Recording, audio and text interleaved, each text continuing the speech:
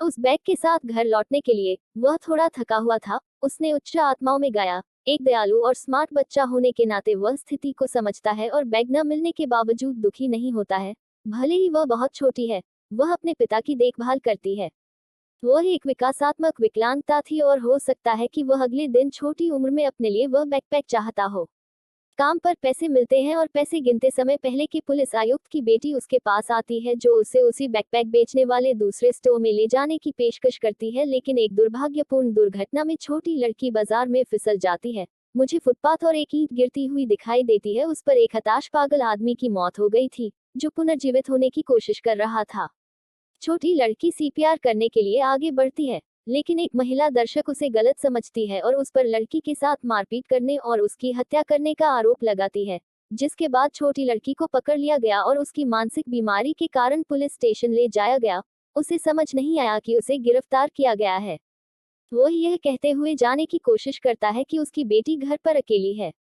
इसके परिणामस्वरूप उन्हें पुलिस अधिकारियों द्वारा पीटा गया, जिन्होंने उन्हें अगले दिन सुबह तक हिरासत में रखा। पुलिस ने उनके कार्यों पर झूठी टिप्पणियां की और आरोप लगाया कि उन्होंने अपनी बेटी के साथ मारपीट करके कमिश्नर से बदला लेना चाहा। संकट की स्थिति में उसे अपनी बेटी से मिलने के बदले में एक गलत पुनर्मूल्यांकन करने के लिए मजबूर होना पड़ता है। इस बीच अच्छे बेटे को रास्ता मिल जाता है। अपने पिता के बारे में चिंतित होने के बाद वह उन्हें ढूंढने के लिए निकल पड़ी। जब उसने अपराध स्थल के आसपास भीड़ को देखा और जल्द ही देखा कि उसके पिता हथकड़ी में थे, डरी हुई छोटी लड़की उनके पास भागती है, लेकिन अधिकारियों द्वारा उसे तुरंत रोक लिया जाता है। यही मेरा लक्ष्य है। इस घटना के बाद छोटे को जेल भेज दिया गया, जहां वार्डन ने ऐसा अपराध करने के लिए उसकी पिटाई की। फिर उसे हिरासत में लिया गया और 5 अन्य कैदियों के साथ नंबर 7 को देखा गया। उन्होंने इस सब के बावजूद झूठे आरोप लगाए गए अपराध के लिए उसकी पिटाई की। वह मासूम युवा जो मई में काम के घंटों के दौरान अपनी बेटी के बारे में सोचता रहता है। इसे 100 का बॉल बनाने का काम सौंपा गया है, जिसमें यांग नामक एक युवा सेलमेट है, जिसे नेता माना जाता है। वह तस्करी के उत्पादों को वितरित करके चीजों की तस्करी करने के लिए इन गेंदों का उपयोग एक बहाने के रूप में करता है। नेता और उसका गिरोह जेल के भीतर अपना क्षेत्र स्थापित करते हैं, हालांकि यह भी अर्जित किया जाता है। उनके कई दुश्मन हैं और एक दिन प्रतिद्वंद्वी गिरोह का नेता यांग को चाकू मारने की कोशिश करता है, पीछे से उसकी। लेकिन एक युवा लड़की, जिसने दास को नोटिस किया, समय पर हस्तक्षेप करती है और उसके कुछ कार्यों को बचाती है। बाद में नेता को गहराई से प्रभावित करती है। यान कैसे उसे किसी भी तरह से मदद करने की पेशकश करती है। वह एहसान का बदला चुका सकता है। जवाब में युवा अपनी बेटी को देखने की इच्छा व्यक्त करता है। गीत के परिणामस्वरूप छोटी लड़की को गायक मंडली के साथ जेल में लाया जाता है। हमारे जो लोग सही समय का इंतजार करने के बाद प्रदर्शन के लिए वहां गए हैं। लड़की का अपहरण कर लिया गया है और उसे अपने पिता से मिलने के लिए आरी नंबर 7 के अंदर तस्करी कर ले जाया गया है। यह संभवतः वह नहीं है जब आप छोटी उम्र में चाहते थे कि चीजें जल्द से जल्द हो। जैसे ही आप युवा होते हैं, आप सर से मिलते हैं, वह उसे भावनात्मक रूप से गले लगाते हैं। वह उसे छोड़ने के लिए माफी मांगता है और बताता है कि उसे हिरासत में लिया जा रहा है, हालांकि संघवादी कुछ भी नहीं कर रहे हैं। चूंकि चर्च का कार्यक्रम भंग हो गया है, इसलिए साथी कैदियों ने जल्दबाजी में उसे बाहर निकालने की कोशिश की, लेकिन तब तक बहुत देर हो चुकी थी। चर्च के बॉस पहले ही चले गए थे। परिणामस्वरूप उनके पास लड़की को कुछ साथियों में से एक के साथ आरी के अंदर रखने के अलावा कोई विकल्प नहीं था। यदि वे पकड़े गए तो परिणाम के बारे में सोचकर घबरा जाता है, इसलिए वह गार्डों को सचेत करने का विकल्प चुनता है। वह ऐसा नहीं कर सकता जब वह आपके बेटों को उनके साथ रहने पर रोता हुआ देखता है। तो साथ ही सेलमेट को एहसास होता है कि युवा आप हमलावर नहीं हो सकते, क्योंकि वह अपनी बेटी से बहुत प्यार करता है। कुछ दिन बीत जाते हैं और कमरा अब बिक जाता है। ऐसा लगता है कि वह जेल की कोठरी के बजाय खेल के मैदान में गाना गा रहा है, क्योंकि वे नहीं जानते कि आपका बेटा उनके यहाँ है। यह निश्चित रूप से उन्हें बुरा लगेगा। छोटी उम्र के कैदियों के लिए गार्ड अंततः उसके साथ मिल जाते हैं और उसकी चमक के कारण गर्म हो जाते हैं। एक रात जेल वार्डन गाना बजाने वालों के कार्यक्रम की तस्वीरों को देखता है और उसे पता चलता है कि प्रदर्शन करने वाली लड़कियों में से एक गायब है। यह महसूस करते हुए कि लड़की गायब है, उसने अंदर तस्करी का आदेश दिया और तुरंत जेल का व्यापक निरीक्षण करने के तुरंत बाद आपने गाना गाया पाया गया और उसे तुरंत अनाथालय भेज दिया गया, जबकि छोटी को एकांत में कैद कर दिया गया। उसी रात आगजनी के प्रयास से आग लग गई, क्योंकि एक कैदी ने एक छोटी लड़की को जेल के अंदर जाने की अनुमति देने का विरोध किया। अराजकता के बीच सभी कैदियों को आंगन में भेज दिया गया, जबकि वार्डन आग के बावजूद प्रदर्शनकारी को पकड़ने के लिए आरी में घुस गया। बड़ा हो जाता है और पुरस्कार और प्रदर्शनकारी दोनों अंदर फंस जाते हैं। यह देखकर युवा साहसपूर्वक संभावित परिणामों की परवाह किए बिना उन्हें बचाने के लिए आग की लपटों में कूद जाता है। फिर दृश्य अस्पताल में पहुंच जाता है, जहां वार्डन को पता चलता है कि उसे युवा लड़की ने बचाया है। उसे एहसास होता है कि उस आदमी की अपराध रिपोर्ट मनगढ़ंत थी और वह ऐसा घृणित कार्य नहीं कर सकता है। दूसरी ओर वह कक्षा के बाद अपना स्कूल फिर से शुरू करता है।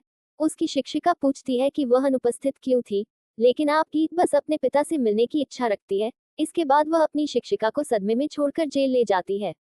एक बार जब वे पिता और बेटी बन गए तो दोनों के बीच प्यार को देखकर एक दूसरे को फिर से देखकर बहुत खुश हुए। शिक्षक उन्हें परेशान नहीं करता है और उनकी बातचीत में भाग लेता है।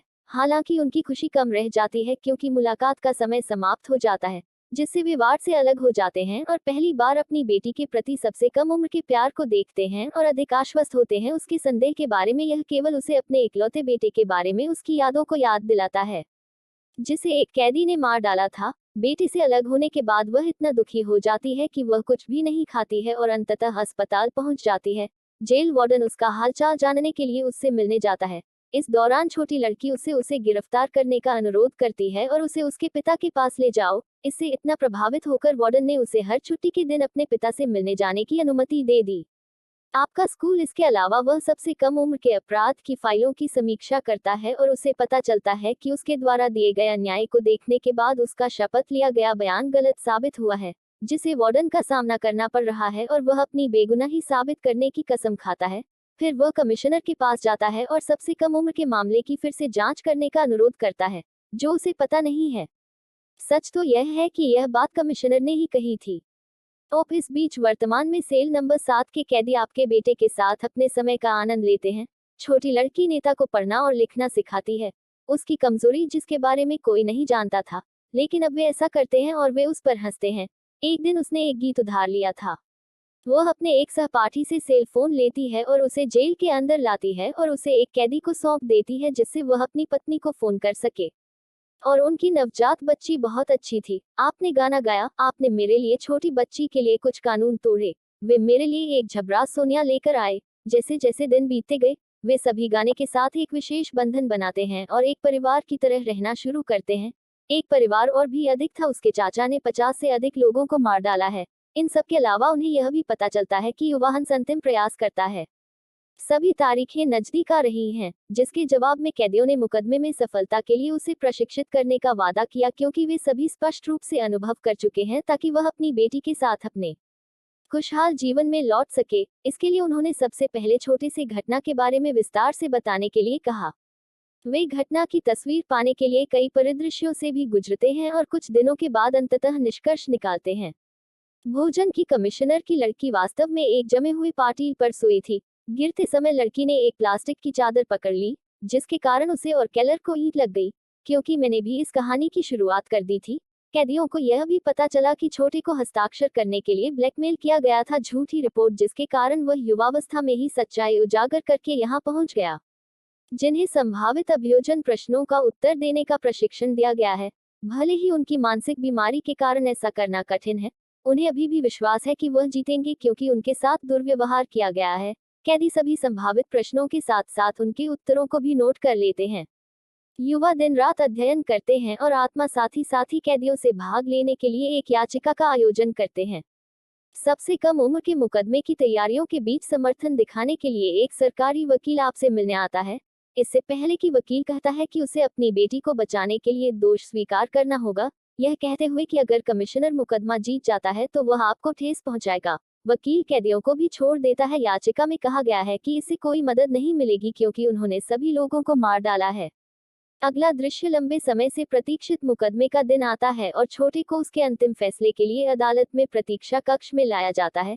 कमिश्नर ने गुस्से में उसे पीटा और धमकी दी कि अगर उसने कबूल नहीं किया तो उसकी बेटी को मार डाला जाएगा। जबकि बाद में मुकदमा शुरू होता है और छोटा होता है जो अपनी बेटी के लिए बहुत चिंतित है और आरोपों को स्वीकार करते हुए खुद को बलिदान कर देता है।